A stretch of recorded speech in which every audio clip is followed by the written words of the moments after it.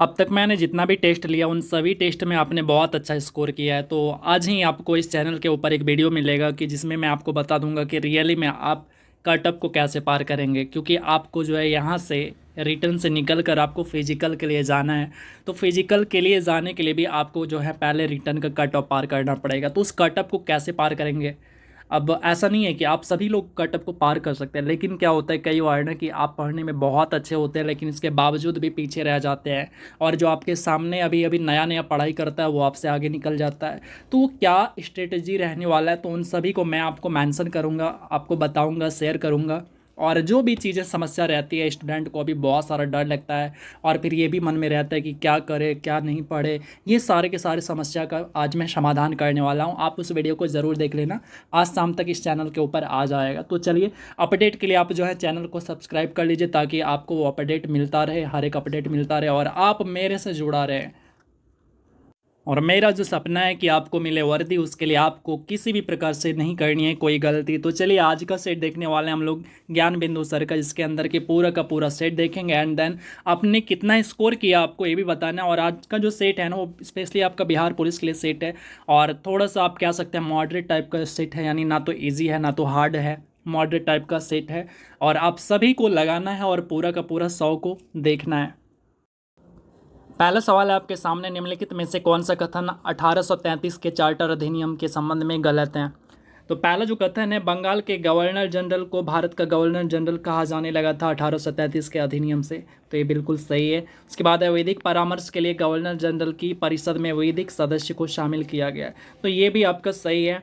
इस अधिनियम के तहत गवर्नर जनरल को संपूर्ण देश के लिए एक ही बजट तैयार करने का अधिकार मिलता है। ये तीनों का तीनों सही है, लेकिन ये जो चौथा स्टेटमेंट है आपका ये गलत हो जाएगा। इसके तहत 6 नए पार्षद को जोड़े गए जिन्हें विधान पार्षद कहा गया, नहीं, ये आपका गलत है। अगला सवाल देखते हैं। संविधान सभा के सदस्यों के संबंध में कुल 389 निश्चित की गई थी सदस्य संख्या, जिनमें कौन सा सुमेलित नहीं है, इसकी बात करना है। तो पहला स्टेटमेंट आपसे कह रहा है कि ब्रिटिश प्रांतों के प्रतिनिधि को की जो सदस्य संख्या होती है वो जो है 292 था, ये बिल्कुल सही बात है, 292 था। उसके बाद है, चीफ कमिश्नरी क्षेत्र जो था वहाँ पे प्रतिनिधि कितने, 4 थे, और देसी रियासत से 93 थे, तो ये बिल्कुल सही है। तो यहाँ पे सारे के सारे स्टेटमेंट सही है, यानी ऑप्शन नंबर डी हमारा यहाँ पे राइट आंसर हो जाएगा। जबकि ये जो संविधान सभा का चुनाव होता है वो आपका जुलाई 1946 में संपन्न होता है, और वो जो चुनाव होता है उनमें से क्या होता है कि 293 सीटें उनमें से सामान्य होता है, यानी 292 में से, इस 292 में से 293 सीट जो वो 213 सीट जो होता है वो तो जनरल होता है, और इसके अलावा 79 सीटें जो होता है वो मुसलमानों के लिए आरक्षित थी। और जब चुनाव संपन्न हो जाता है तो उसमें क्या होता है कि 208 सीटें जो हैं वो कांग्रेस को मिलता है, और उनमें मुस्लिम लीग को जो है 73 सीटें मिल जाता है, और उसके बाद जो है एक एक सीटें जो है टोटल 7 छोटी छोटी पार्टी को मिल जाता है, और 8 सीटें जो है निर्दलीय पार्टी को मिल जाता है। तो इस तरह से ये जो है संविधान सभा का जो चुनाव कराया जाता है वो संपन्न होता है। चलिए अगला क्वेश्चन देखते हैं।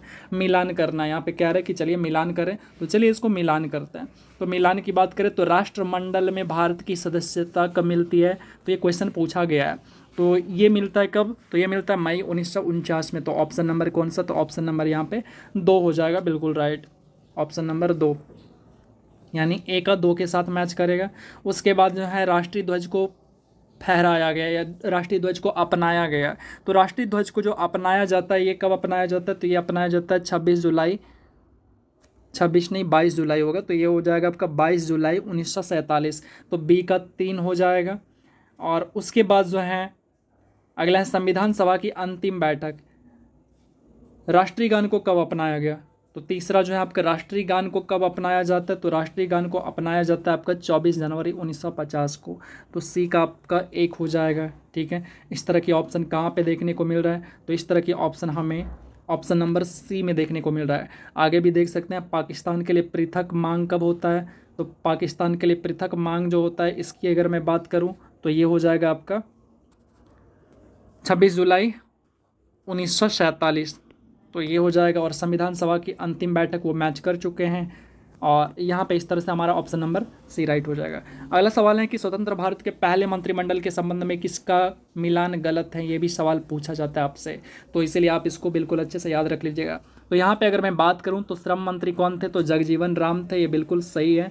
और उसके बाद है रक्षा मंत्री, ये बहुत बार पूछे जाते हैं आपसे, तो ये हैं बलदेव सिंह थे, ये बिल्कुल सही है। उसके बाद रेलवे मंत्री कौन रहे थे, तो ये जॉन मथाई, तो ये भी सही है। लेकिन विधि मंत्री जो है ये आपका गलत दे रखा है। विधि मंत्री कौन है आप हमें बताइएगा, उनको क्या कहते हैं, संविधान का निर्माता भी कहते हैं उनको। तो आप हमें कमेंट करके बताइएगा कि विधि मंत्री जो है स्वतंत्र भारत के पहले मंत्रिमंडल में कौन थे। अगला सवाल देखते हैं, 8वीं अनुसूची के संदर्भ में कौन सा कथन सही नहीं है। तो चलिए इसकी अगर मैं बात करूँ तो यहाँ पे क्या है, 8वीं अनुसूची के संदर्भ में कौन सा कथन सही नहीं है। तो इसकी अगर मैं बात करूँ तो इनमें पहला क्वेश्चन, पहला जो ऑप्शन है, कह रहा है कि इसमें भारत की 22 भाषाओं का उल्लेख किया गया है। मूल रूप से 8वीं अनुसूची में 14 भाषाएं थी। ये बिल्कुल सही बात है। जब हमारा संविधान बना था तो उस टाइम जो है टोटल 14 भाषाएं थी हमारे संविधान के अंदर। और उसके बाद जो है अभी वर्तमान की बात करूं तो टोटल जो है 22 भाषाएं हैं, 8 और जुड़ जाते हैं। ठीक है, ये तो सही है। उसके बाद है 21वां संविधान संशोधन 1967 के तहत जो है सिंधी भाषा को जोड़ा जाता है, ये भी सही है। फिर है कोंकणी, मणिपुरी, नेपाली, जिसको शॉर्ट में क्या बोलते हैं, तो नमक से याद रखे होंगे आप। तो नेपाली को 71वां संविधान संशोधन 1992 के तहत जोड़ा जाता है, तो ये भी सही है। उसके बाद है मैथिली, संथाली, डोंगरी, बोडो को 91वां संविधान संशोधन 2003 के तहत जोड़ा जाता है। यहाँ पे आप देखेंगे जो ये ऑप्शन नंबर डी है ये गलत दे रखा है। गलत क्या है, तो गलत ये है कि ये 91वां संविधान संशोधन नहीं होता, ये आपका 92वां संविधान संशोधन होता है। ठीक है, 92वां संविधान संशोधन 2004 में इसको जोड़ा जाता है। ठीक है, चलिए अगला सवाल देखते हैं, किसका मिलान गलत है। उच्चतम न्यायालय के न्यायाधीशों को हटाने की प्रक्रिया अमेरिका से लिया गया है, ये सही है। उसके बाद संसदीय विशेषाधिकार कहाँ से लिया गया है, तो ब्रिटेन से। राष्ट्रपति द्वारा राज्यसभा में मनोनीत सदस्य, इसको आयरलैंड से लिया गया है। संघ एवं राज्य के बीच में शक्ति का विभाजन, किसका मिलान गलत है। राज्य दे रखा है और उसका स्थापना वर्ष दे रखा है। तो गोवा की बात करें तो गोवा 1987 में इसको राज्य का दर्जा मिलता है, ये बिल्कुल सही है। त्रिपुरा जो है ये आपका 72 में है, ये भी सही है। नागालैंड को 1963 में, ये भी सही है। और मेघालय जो है ये 1971 नहीं है, ये आपका गलत है। आप हमें बताइएगा 1900 कितना है, आप हमें कमेंट कीजिए। चलिए अगला देखते हैं, अगला क्वेश्चन है, मिलान कीजिए। समानता का अधिकार, समानता का अधिकार के लिए जो अनुच्छेद दिया गया है वो आपका 14 से 18 है। तो आप यहाँ पे देखेंगे तो ऑप्शन कहाँ पे है, तो ऑप्शन है आपका 5, यानी एक आपका जो मैच करेगा वो 5 के साथ में मैच करेगा। तो चलिए इसको मैच कर देते हैं, 1 का 5 हो गया, पहला ऑप्शन भी है और उसके बाद डी में भी है, बी में भी है। ठीक है, आगे देखते हैं। अगला कह रहा है कि स्वतंत्रता का अधिकार हो गया, उसके बाद है स्वतंत्रता का अधिकार, समानता का अधिकार। ठीक है, समानता का अधिकार हो गया, स्वतंत्रता का अधिकार देखते हैं। तो ये आपका 19 से 22 है, तो बी का 1 होना चाहिए। तो बी का 1 कहाँ पे है, तो देखिए आपका डी पे भी है, ए पे भी है।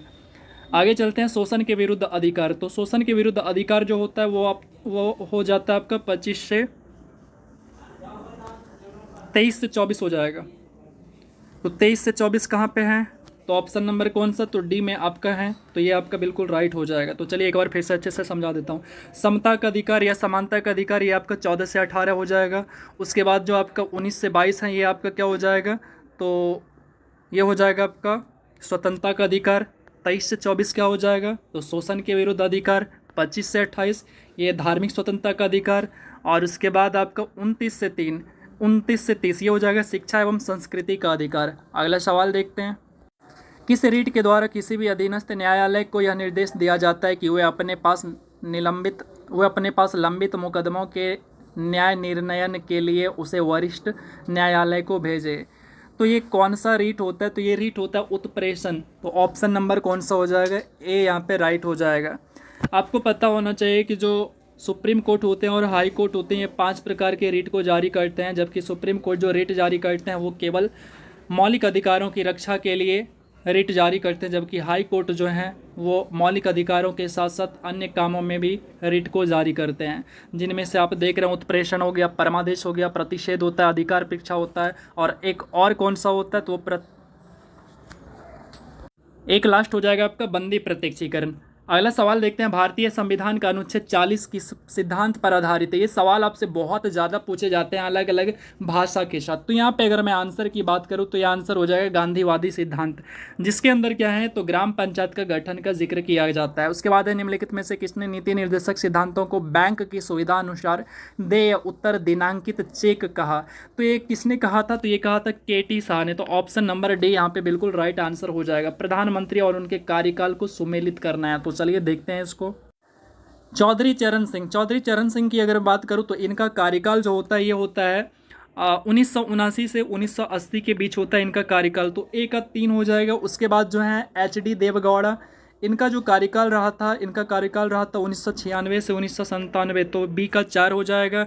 और फिर जो है इंद्र कुमार गुजराल की बात करूँ तो इनका कार्यकाल होता है 1997 से 1998 के बीच होता है। तो इनका 5 हो जाएगा। कहाँ मैच कर दिया।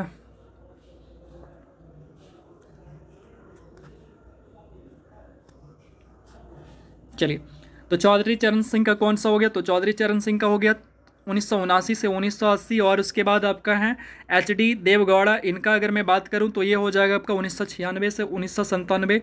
एंड देन फिर इंद्र कुमार गुजराल की बात करूं तो इनका हो जाएगा 1997 से 1998। और उसके बाद है आपका चंद्रशेखर, तो इनका हो जाता है 1989 से 1990। और विश्वनाथ प्रताप की बात करूं तो इनका कौन सा हो जाएगा, तो इनका हो जाएगा 1990 से 1991। ये बड़ा ही टफ सवाल होता है और यकीन मानिए अगर किन्हीं के शिफ्ट में आ गया तो वो किस्मत की बात होती है कि सही होगा, अदरवाइज ये हर कोई क्या करेंगे, गलती ही करेंगे।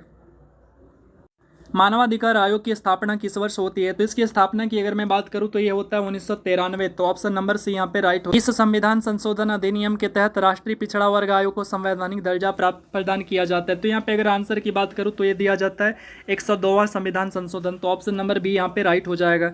जबकि 101वां संविधान संशोधन किससे संबंधित है, तो आपको पता है कि ये किससे है, तो GST से संबंधित है। उसके बाद आपका जो 103वां संविधान संशोधन है तो ये EWS से संबंधित है। तो ये आपका ऑप्शन नंबर बी यहाँ पे राइट हो जाएगा। अगला सवाल है, निम्नलिखित राज्यों में से किसमें पंचायती राज संस्था नहीं है। तो पंचायती राज संस्था किसमें नहीं है, तो ये हो जाएगा आपका नागालैंड, यहाँ पे पंचायती राज संस्था नहीं है। उसके बाद है, राज्य के विधान परिषद के सदस्य विधानसभा द्वारा चुने जाते हैं। तो कितना चुने जाते हैं ये पूछा जा रहा है। तो ये चुने जाते हैं टोटल 1/3 चुना जाता है। तो ऑप्शन नंबर बी यहाँ पे राइट हो जाएगा। उच्च न्यायालय के न्यायाधीशों से संबंधित प्रश्न पर कौन सा कथन सही नहीं है। तो यहाँ पे अगर मैं आंसर की बात करूँ तो पहला है कि वो भारत का नागरिक होना चाहिए, बिल्कुल सही है। उसके बाद है कम से कम किसी उच्च न्यायालय में 10 साल तक उन्होंने क्या किया हो, अधिवक्ता के रूप में काम कर लिया हो, तो ये भी सही है। उसके बाद इन्हें राज्यपाल पद की, इन्हें जो है राज्यपाल क्या करते हैं, पद की शपथ दिलाते हैं, किनको, जो हाई कोर्ट के जज होते हैं उनको, ये भी सही है। उच्च न्यायालय के न्यायाधीशों का अवकाश ग्रहण करने की अधिकतम उम्र सीमा जो है 65 वर्ष है, ये गलत है। कितना होते हैं, 62 होते हैं। ठीक है, इसको ध्यान रखिएगा। चलिए अगला सवाल देखते हैं। भारत का नियंत्रक एवं महालेखा परीक्षक निम्नलिखित का एक मित्र, गाइड या मार्गदर्शक होता है। तो ये किसका होता है, तो ये होते हैं, आंसर की बात करूँ तो हो जाएगा लोकलेखा समिति। ऑप्शन नंबर कौन सा, तो डी यहाँ पे राइट दे रखा है। अगला सवाल है कि उपराष्ट्रपति के निर्वाचक मंडल में कौन शामिल होते हैं। तो उपराष्ट्रपति के निर्वाचक मंडल के अंदर जो है पूरा का पूरा सदन यानी संसद हो गया, पूरा का पूरा संसद हो गया, और इसके अलावा संसद नहीं सदन हो गया, प्लस इसके अलावा जो मनोनीत सदस्य होते हैं वो भी शामिल होते हैं। तो चलिए ऑप्शन के अकॉर्डिंग अगर मैं बात करूँ तो यहाँ पे एक तो लोकसभा के सारे सदस्य होंगे, दूसरा क्या होंगे, तो राज्यसभा के निर्वाचित एवं मनोनीत दोनों सदस्य होंगे। तो मैंने आपको कहा कि सदन यानी लोकसभा और राज्यसभा प्लस मनोनीत। ठीक है, तो ऑप्शन नंबर कौन सा यहाँ पे, तो ऑप्शन नंबर आपका ए राइट हो जाएगा। अगला सवाल देखते हैं, निम्नलिखित कथनों पर विचार करें और असत्य का चयन करें।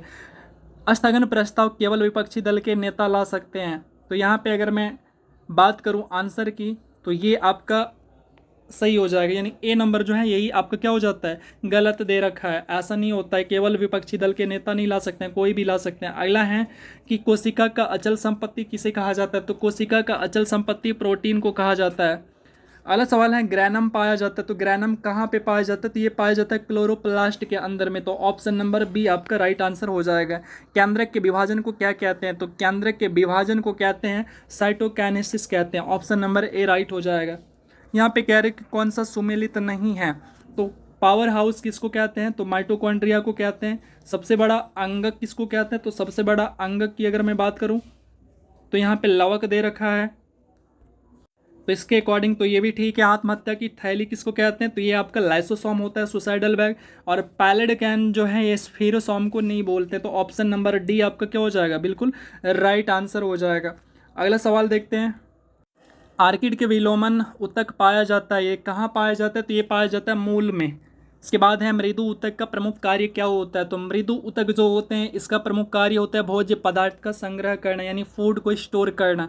इसके बाद जालनी नलिका तथा सहकोशिका पाई जाती है, तो ये कहाँ पाई जाती है? तो ये पाई जाती है आपका मृदु फ्लोएम के अंदर में। आपको पता होना चाहिए कि जो फ्लोएम होते हैं और जाइलम होते हैं ये क्या होते हैं? तो जटिल ऊतक के उदाहरण होते हैं, जटिल ऊतक के पार्ट होते हैं।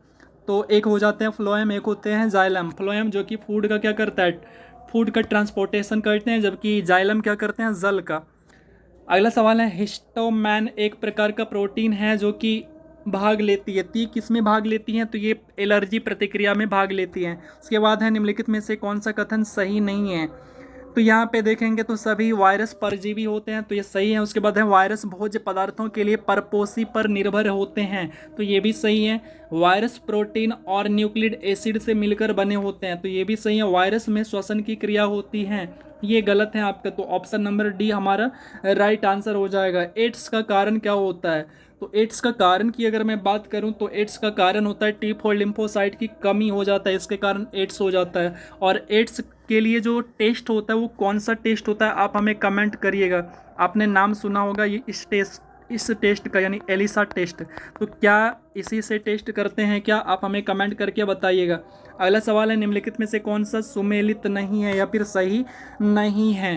तो रूबिएला वायरस, इसके कारण खसरा होता है। वेरियोला वायरस के कारण चेचक होता है। वेरिसेला वायरस के कारण छोटी माता होता है, जबकि मिक्सो वायरस के कारण प्लेग नहीं होता है। प्लेग होता किसके कारण है? हमें कमेंट कीजिए। अगला सवाल है यूग्लिना का प्रचलन अंग कौन सा है? तो यूग्लिना का जो प्रचलन अंग होता है वो होता है फ्लैजिला होता है। तो ऑप्शन नंबर यहाँ पे बी राइट हो जाएगा। एलर्जी के दौरान बनने वाले प्रतिरक्षियाँ यानी एंटीबॉडी कौन सी होती हैं? तो ये एंटीबॉडी होती हैं IgE, ऑप्शन नंबर ए। निम्नलिखित में से कथनों पर विचार कीजिए। तो यहाँ पे आपसे कथन क्या दे रखा है? तो ये कह रहे कि शैवाल एक कोशिकीय होते हैं। उसके बाद दूसरा कथन कह रहे कि शैवाल बहुकोशिकीय भी होते हैं। तो ये दोनों कथन सही है, तो ऑप्शन यहाँ पे सी आपका राइट हो जाएगा।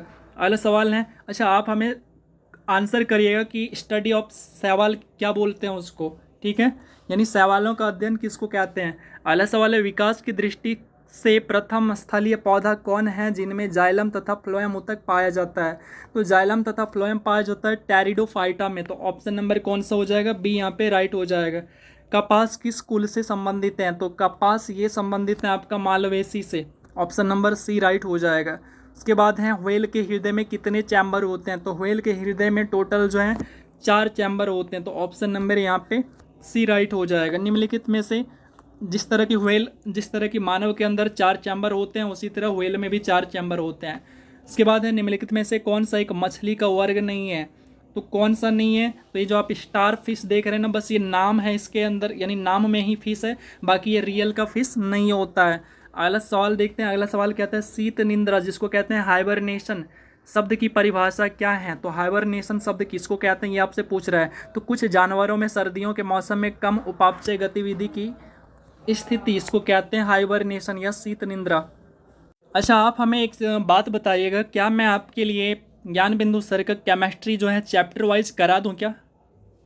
मेरे पास अवेलेबल हो गए हैं, और आप हमें अगर कहेंगे तो मैं पूरा का पूरा केमिस्ट्री करा दूंगा आपको। जिस तरह मैंने ज्योग्राफी कराया चैप्टर वाइज, वैसे ही मैं आपको केमिस्ट्री भी करा दूंगा। तो आप हमें कमेंट ज़रूर करिएगा क्या मैं उसको करा दूं या नहीं करा दूं, आप हमें कमेंट कीजिएगा।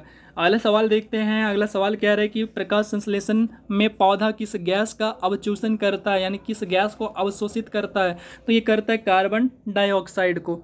निम्नलिखित में से कौन सा वर्णक प्रकाश संश्लेषण में सहायक होता है? तो ये कौन सा वर्णक है? तो ये है आपका chlorophyll A, chlorophyll B, xanthophyll और उसके बाद कैरिटोनाइड्स। ये है आपका कैरिटोनाइड्रस है, ठीक है। अगला सवाल देखते तो ऑप्शन नंबर आपका डी यहाँ पे राइट हो जाएगा।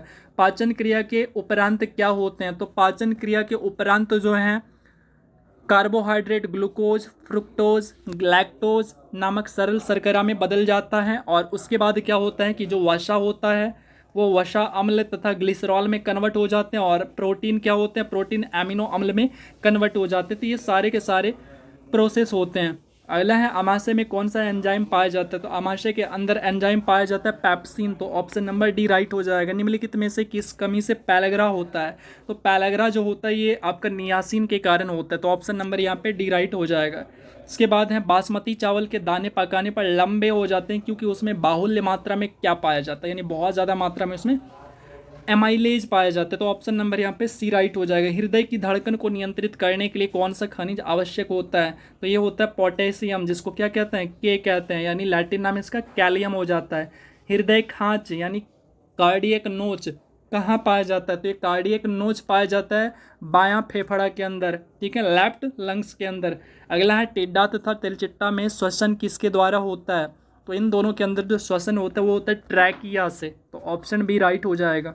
अगला सवाल है कि त्रिदली कंपार्ट पाए जाते हैं जो हैं, तो त्रिदली कंपार्ट जो पाए जाते हैं वो पाए जाते हैं दायां आलिंद और नीले के बीच में, तो ऑप्शन ए राइट हो जाएगा। नेफ्रॉन के किस भाग में ग्लोमेरुलस अवस्थित रहता है, तो ये कहाँ पे रहता है, तो ये बोमेंस और कैप्सूल के बीच में अवस्थित रहता है। उसके बाद है यंग प्रत्यास्थता गुणांक का एसआई मात्रक क्या होता है, तो ये होता है आपका न्यूटन पर मीटर स्क्वायर हो जाएगा, ठीक है, न्यूटन पर मीटर स्क्वायर।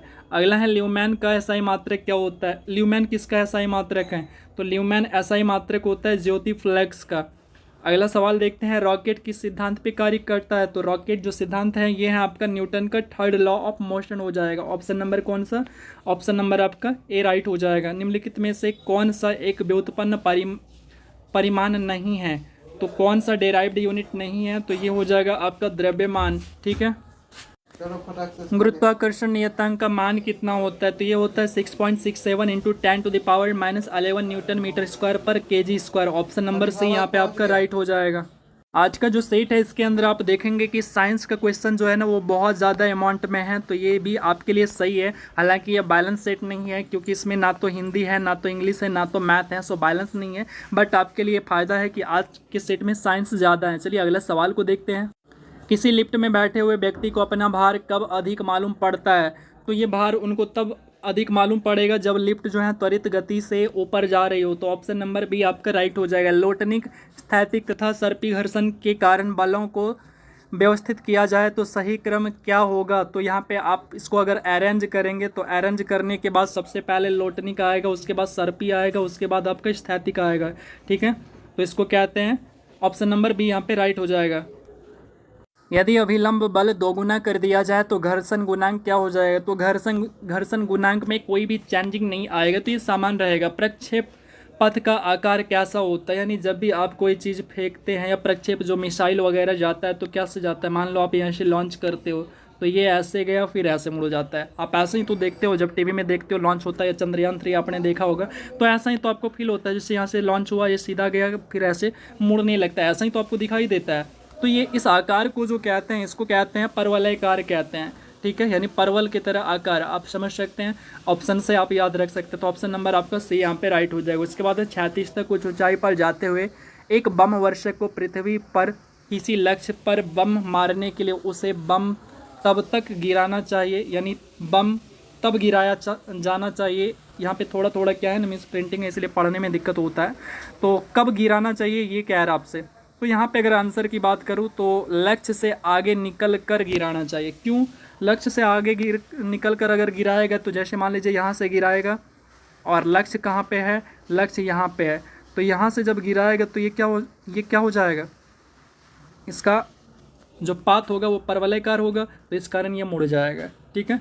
चलिए अगला देखते हैं। भारत के कितने राज्य या राज्य क्षेत्रों को 2 से अधिक अंतर्राष्ट्रीय सीमाएं हैं, तो इनमें अगर मैं बात करूं तो ये हो जाएगा टोटल 4 राज्य हैं ऑप्शन नंबर कौन सा? तो ऑप्शन नंबर हो जाएगा ए।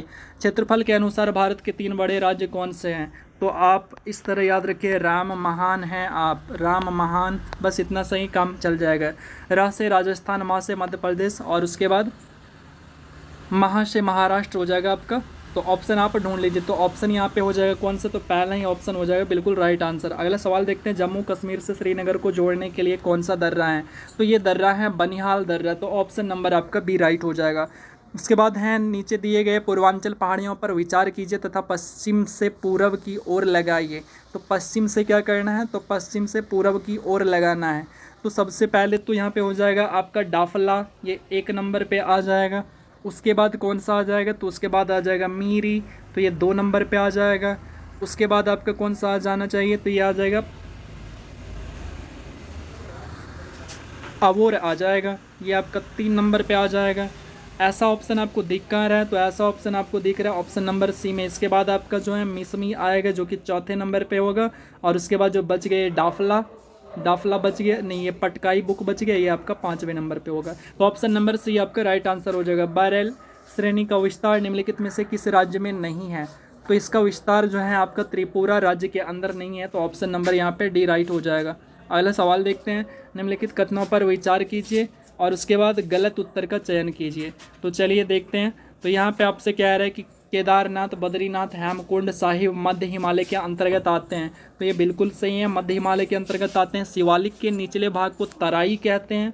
उसके बाद है छोटा नागपुर स्थित रांची का पठार संप्राय मैदान का उदाहरण है, ये भी सही है। उसके बाद है उत्तरी सह्याद्री की सर्वोच्च शिखर कुद्रेमुख है।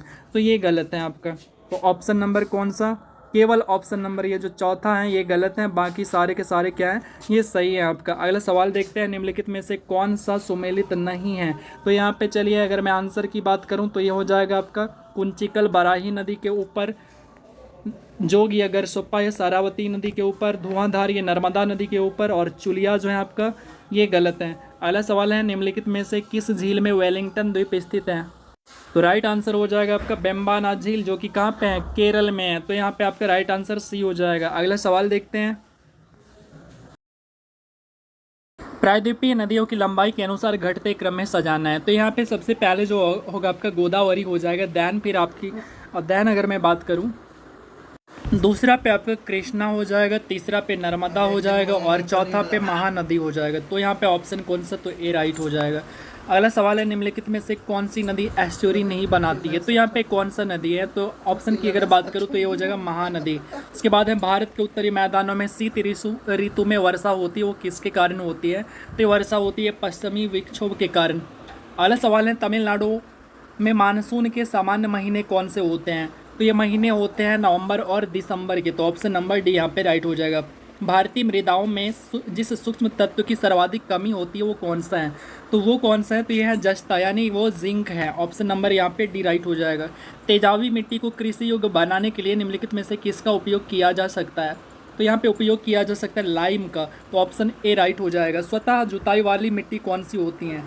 तो ये मिट्टी होती है काली मिट्टी, जिसको रेगुर मिट्टी भी कहते हैं, कपासी मिट्टी भी कहते हैं, क्योंकि ये कपास के लिए काफ़ी ज़्यादा उपयुक्त होता है।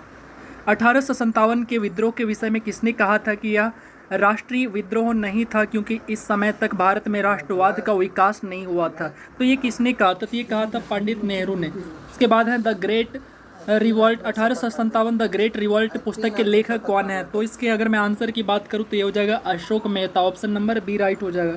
ब्रह्म समाज में पहली बार विभाजन कब हुआ था? तो इसकी अगर मैं बात करूँ तो ये हो जाएगा आपका 1866। ऑप्शन नंबर सी राइट हो जाएगा। स्वामी दयानंद सरस्वती का निधन कब और कहाँ पे हुआ था? तो इनका निधन जो होता है ये होता है 1883 में राजस्थान के अंदर। गुरुकुल कांगड़ी विश्वविद्यालय का निर्माण किसने करवाया था? तो ये निर्माण करवाया था स्वामी श्रद्धानंद ने। तो ऑप्शन नंबर कौन सा? तो ए यहाँ पे राइट आंसर हो जाएगा। अगला सवाल देखते हैं, दलित जाति लोगों के मंदिर में प्रवेश दिलाने के लिए किस आंदोलन को आयोजित किया गया था? तो ये आंदोलन कौन सा था? तो ये आंदोलन था वाईकॉम आंदोलन, जो कि केरल के अंदर देखने को मिलता है। उसके बाद है रहनुमाई माज दायन सभा में निम्न में से कौन संबंधित हैं? तो इसकी अगर बात करूँ तो ये संबंधित है कौन? तो दादा भाई नौरोजी, जिनको grand old man of India कहते हैं। उसके बाद आर के काम है एंड फिर एस एस बंगाली। तो ऑप्शन नंबर यहाँ पे आपका डी राइट हो जाएगा, सारे के सारे संबंधित हैं। कांग्रेस के प्रथम अधिवेशन में कुल कितने प्रस्ताव पारित किए गए? तो उनके अंदर जो है टोटल 9 प्रस्ताव को पारित किए गए थे, तो ऑप्शन ए राइट हो जाएगा। उसके बाद है, अच्छा आप ये बताइएगा कि कांग्रेस का जो प्रथम अधिवेशन होता है वो कब होता है? अगला सवाल है कि कांग्रेस के किस अधिवेशन के दौरान कादम्बिनी गांगुली ने छठा कांग्रेस के मंच से कांग्रेस को संबोधित की थी? तो यहाँ पे आंसर की बात करूँ तो ये हो जाएगा छठा 1890। ऑप्शन नंबर कौन सा? तो ऑप्शन नंबर ए। किसने कांग्रेस के सम्मेलन को 3 दिनों का तमाशा कहा था? तो ये किसने कहा था? तो अश्विनी कुमार दत्त ने। तो ऑप्शन नंबर यहाँ पे बी बिल्कुल राइट आंसर हो जाएगा। उसके बाद है, होम रूल लीग आंदोलन के प्रथम सचिव कौन थे? तो प्रथम सचिव थे एनसी केलकर। तो ऑप्शन बी राइट हो जाएगा। मॉन्टेग्यू चैम्सफोर्ड, अच्छा ऐसा नहीं लिखा है। मॉन्टेग्यू घोषणा कब प्रकाशित की जाती है? तो ये की जाती है जाके जुलाई 1918 के अंदर। उसके बाद है, गांधी जी पहली बार जेल कब गए थे? तो गांधी जी पहली बार जेल जाते हैं 1908 में। ये कहाँ पे जाते हैं? तो दक्षिण अफ्रीका के अंदर जाते हैं गांधी जी पहली बार जेल। अगला सवाल है कि गांधी जी ने फिरोज शाह मेहता की तुलना किससे की है? तो फिरोज शाह मेहता की तुलना किया हुआ इन्होंने हिमालय से। तो ऑप्शन नंबर कौन सा? तो बी राइट हो जाएगा। किसने कहा है कि भारतीय संस्कृति ना तो पूरी तरह से हिंदू है और ना ही इस्लामी और ना ही कोई संस्कृति, यह किसका समन्वय है? तो अगर यहाँ पे आंसर की बात करूँ तो ये कहा गया था महात्मा गांधी के द्वारा। तो ऑप्शन नंबर यहाँ पे कौन सा? तो बी बिल्कुल राइट आंसर हो जाएगा। उसके बाद है, हंटर आयोग निम्नलिखित में से कौन भारतीय सदस्य सम्मिलित थे? तो हंटर आयोग के अंदर जो है चीमन लाल सीतलवाड़, उसके बाद साहबजादा सुल्तान अहमद और जगत नारायण, ये सारे के सारे उससे क्या थे? उसके सदस्य रहे थे। उसके बाद है, उधम सरदार सिंह ने लंदन के कैक्सटन हॉल में जनरल डायर की गोली मारकर हत्या कब किया था? तो इन्होंने हत्या किया था 1940 के अंदर 13 मार्च। तो ऑप्शन नंबर कौन सा? ए राइट हो जाएगा। निम्नलिखित में से कौन कांग्रेस द्वारा चलाए जाने वाले असहयोग आंदोलन से सहमत नहीं थे? तो यहाँ पे आंसर की बात करूँ तो ये जो है मोहम्मद अली जिन्ना, उसके बाद हो गए एनी बसंत और बिपिन चंद्र पाल, ये सारे के सारे जो हैं सहमत नहीं थे। उसके बाद सदाकत आश्रम की स्थापना के लिए किसने ज़मीन दान की थी? तो ज़मीन दान जो किया हुआ था ये खैरुल मियाँ के द्वारा किया गया था। तो ऑप्शन नंबर यहाँ पे ए राइट हो जाएगा। सविनय अभियान आंदोलन का नेतृत्व गुजरात में किसने किया हुआ था? तो गुजरात के अंदर किया हुआ था अबुल कलाम आज़ाद के द्वारा। तो ऑप्शन नंबर यहाँ पे बी राइट हो जाएगा। कारो बापू के नाम से किसे जाना जाता है? तो कारो बापू के नाम से जाना जाता है गिरिपत चौधरी को। तो ऑप्शन बी राइट हो जाएगा। 1937 में प्रांतीय विधानसभा के चुनाव में कांग्रेस का चुनाव चिन्ह क्या था? तो कांग्रेस का चुनाव चिन्ह उस टाइम रहा था पीला बक्सा। तो ऑप्शन ए राइट हो जाएगा। उसके बाद है, निम्नलिखित में से कौन सुमेलित नहीं है? तो चलिए देखते हैं कौन सा सुमेलित नहीं है। तो यहाँ पे अगस्त घोषणा किया जाता है 1917-18 में। उसके बाद है, अगस्त प्रस्ताव, ये लेखकों के टाइम में आता है 1940 के अंदर। और उसके बाद अप्रत्यक्ष कार्यवाही जो कि 1946 में एम.ए. जिन्ना के टाइम। तो ये भी आपका बिल्कुल सही है, ये भी सही है। लेकिन ये जो अगस्त संकल्प है ये आपका गलत है, ठीक है। अगला है कि गांधी जी के द्वारा, महात्मा गांधी के द्वारा मंदिर प्रवेश दिवस कब मनाया गया था?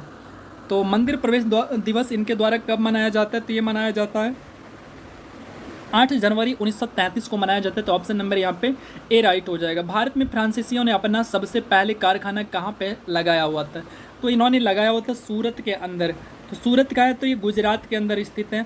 और यहाँ पे टोटल जो सेट था, सेट का क्वेश्चन समाप्त हो जाते हैं। और आज जो था आपका ज़्यादातर क्या था?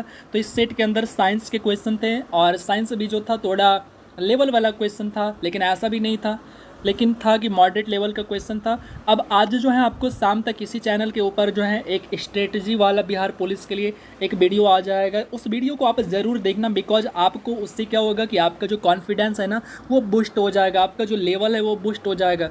ऐसा नहीं है कि आप एग्ज़ाम को क्रॉस नहीं कर सकते हो, आप एग्ज़ाम को क्वालिफाई नहीं कर सकते हो, वो सब कुछ आपके अंदर है, आप कर सकते हो। लेकिन आपके पास जो प्लान होना चाहिए वो कैसा प्लान होना चाहिए, उसके लिए मैंने उस वीडियो के अंदर बताया है। सो आप उसे देखकर ज़रूर जाना। उससे क्या होगा कि आपका जो कॉन्फिडेंस है ना वो बिल्कुल हाई हो जाएगा और फिर आप सही तरीके से सही जगह टारगेट कर पाओगे, सही जगह पे निशाना लगा पाओगे। तो चलिए मिलते हैं फिर अगले वीडियो में, तब तक के लिए लव यू ऑल और सपोर्ट करते रहिए दिल से। और मैं आपके लिए अच्छा अच्छा कंटेंट लाता रहूँगा और आगे से कोशिश करूँगा जो थोड़ा बहुत गलतियाँ हो जाती है ना उस पर भी मैं काम कर रहा हूँ, उस पर भी मैं जल्द ही आपका ये जो समस्या है उसको समाधान उसका लेकर आ जाऊँगा। तो चलिए मिलते हैं फिर अगले वीडियो में, तब तक के लिए लव यू ऑल।